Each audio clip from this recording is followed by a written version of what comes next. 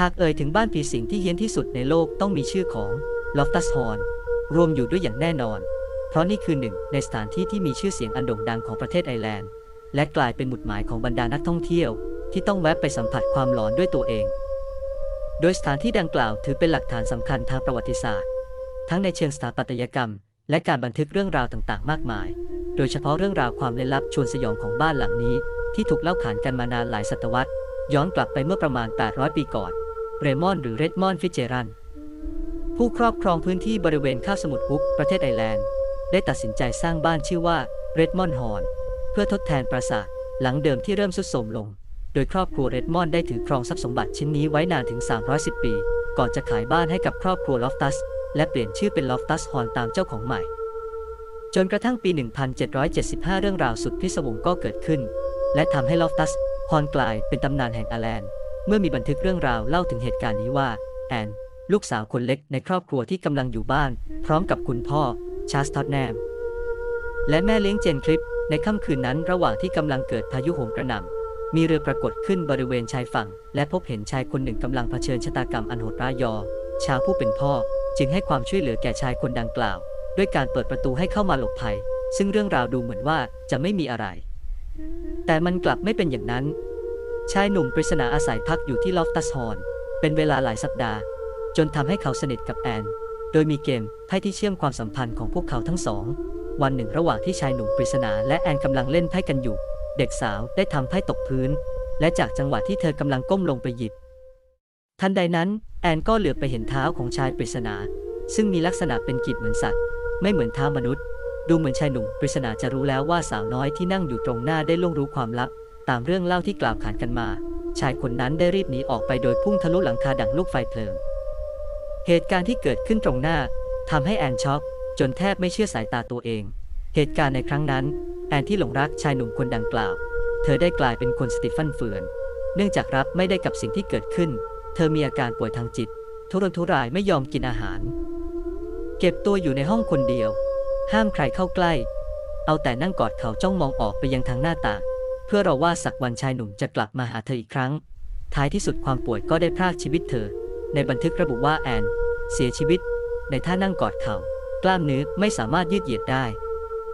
ซึ่งศพของเธอถูกฝังในลักษณะท่าดังกล่าวหลังจากนั้นลอฟตัสฮอลล์ก็ไม่เคยเป็นสุขอีกเลยไม่เพียงแต่เรื่องราวความเฮี้ยนที่เกิดขึ้นภายในบ้านแต่บรรยากาศรอบนอกก็ดูวังเวงชวนหลอนไปเสียหมดไร้สิ่งปลูกสร้างและสิ่งมีชีวิตอื่นใดหากมีโอกาสก็ควรพาตัวเองไปสัมผัสความหลอนของลอฟตัสฮอลล์สักครั้งในชีวิตแล้วจะรู้ว่าสิ่งที่เล่ามาจะทำให้คุณไม่อยากกลับไปสถานที่แห่งนี้เป็นครั้งที่2อีกเลยอันที่จริงก็ไม่แปลกหรอกถ้าจะเป็นเช่นนั้นเพราะคนส่วนใหญ่รับรู้เรื่องราวของลอฟตัสฮอลล์ที่มักถูกเล่าแซมความน่ากลัวไว้เสมอโพเตอร์ไกด์หรือการที่สิ่งของขยับเขยื้อนได้เองก็เป็นอีกหนึ่งเรื่องเล่าที่หนังสือหลายเล่มเขียนไว้รวมถึงพยานบุคคลหลายปากในสมัยนั้นยืนยันว่าเหตุการณ์ลี้ลับแบบนี้เกิดขึ้นจริงในลอฟตัสฮอลล์อาจเป็นเพราะดวงวิญญาณของแอนยังคงว่ายเวียนอยู่ในบ้านหลังนี้ไม่ยอมไปสู่สุคติเธอยังคงเฝ้ารอชายหนุ่มปริศนาผู้มอบความรักให้กับเธอแต่ทั้งนี้ทั้งนั้นเรื่องที่ชายหนุ่มปริศนามีกีบเท้าเป็นสัตว์เป็นเรื่องเหลวไหลเพราะมีอีกข้อมูลที่เล่าว่าแท้จริงแล้วชายหนุ่มคนดังกล่าวตกหลุมรักแอนถึงขั้นมีความคิดที่อยากแต่งงานด้วยกันแต่คุณพ่อของเด็กสาวกลับไม่เห็นด้วยและขับไล่ชายหนุ่มออกจากบ้านไปส่วนเรื่องที่แอนเป็นโรคซึมเศร้านั้นเล่ากันว่าจริงแม้เรื่องราวชวนขนหัวลุกจะถูกเล่าขานมาอย่างต่อเนื่องแต่ด้วยสถาปัตยกรรมความองโถงของบ้านนี้ทำให้ตกเป็นเป้าในการซื้อขายอสังหาริมทรัพย์ของเหล่ามหาเศรษฐีโดยในปี 1917 ลอฟตัสฮอลล์ถูกซื้อและแปลงโฉมเป็นโรงเรียนหญิงล้วนต่อมาในปี 1983 ไมเคิลเดเวโรได้เข้าซื้อบ้านดังกล่าวก่อนจะบูรณะซ่อมแซมอาคารพร้อมกับเปิดเป็นโรงแรมชื่อว่าลอฟตัสฮอลล์โฮเทลต่อให้บ้านจะดูสวยงามและใหม่แค่ไหนแต่ความเฮี้ยนนั้นยังคงอยู่เพราะไม่นานนักโรงแรมก็ได้ปิดตัวลงอย่างรวดเร็วความน่ากลัวของลอฟตัสฮอลล์ที่เล่าขานกันมาหลายร้อยปีสุดท้ายก็ชี้ช่องให้คนกล้าลงทุนกับสถานที่แห่งนี้อีกครั้งโดยครอบครัวควิกลีย์ได้ทำการซื้อบ้านผีสิงหลังนี้ในปี 2011 ด้วยราคาเพียง 800,000 เหรียญสหรัฐซึ่งพวกเขาได้ใช้ลอฟตัสฮอลล์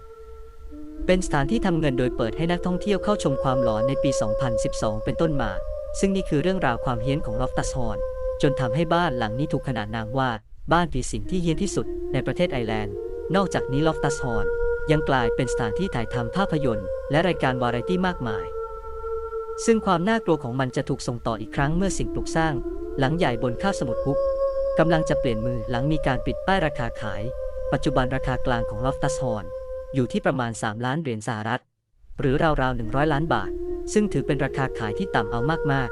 ๆแม้จะมีห้องนอนถึง22 ห้องเหตุเพราะเรื่องราวชวนสยองและการแชร์ประสบการณ์ของผู้มาเยี่ยมชมที่ส่วนใหญ่บอกไปในทางเดียวกันว่าไม่ว่าจะมากี่ครั้งก็สัมผัสได้ถึงความรู้สึกแปลกๆอย่างบอกไม่ถูกและนี่ก็คือเรื่องราวของ Loftus Hall หนึ่งในบ้านผีสิงสุดเฮี้ยนที่สุดในโลก